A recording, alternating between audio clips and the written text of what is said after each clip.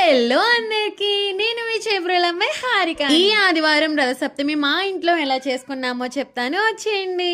మాఘమాసంలో వచ్చే రథసప్తమికి ప్రత్యేక విశిష్టత ఉంటుంది. అందులోనూ ఈ సంవత్సరం ఆదివారం రావడం వల్ల ఈ రథసప్తమికి ఇంకాస్త ఎక్కువ ప్రత్యేకత ఉంది అంటున్నారు. పొద్దుటే లేచి మంచిగా రెడీ అయిపోయి ఇంకా దేవుడి దగ్గర పూజకు కావాల్సినవన్నీ సర్దేశామన్నమాట. ముందుగా ఆవు పేడతో అయితే వాకిలిని అలకాలి. దాని తర్వాత బియ్య పిండితో రథం ముగ్గును వేయాలి. ఆవు పిడకలతో పేర్చిన దాయిల్లో అయితే కర్పూర బిళ్ళలు వెలిగించి దాని మీద ఇత్తడి పాత్రలో పరవాన్నం అయితే వండాలి. ఆవు పాలతో పాలు ఏ దిశగా పొంగితే ఆ దిశగా ఆ సంవత్సరం అంతా కలిసి వస్తుందని అయితే మా నానమ్మ చెప్పేదన్నమాట. ఈ చిక్కుడు రథం చూసారా, నాకైతే చిన్నప్పుడు ఈ రథం కట్టాలనిపించేది కానీ అస్సలు వచ్చేది కాదు. కానీ ఇప్పుడైతే చాలా సులువుగా కట్టేస్తున్నా నేనైతే. మా ఇంట్లో రథసప్తమి ఎలా చేసుకున్నామో ప్రాసెస్ ఏంటి అని చెప్పి మొత్తం అంతా వ్లాగ్ లో అయితే చేసి వీడియో అప్లోడ్ చేస్తున్నాను మన యూట్యూబ్ ఛానల్లో.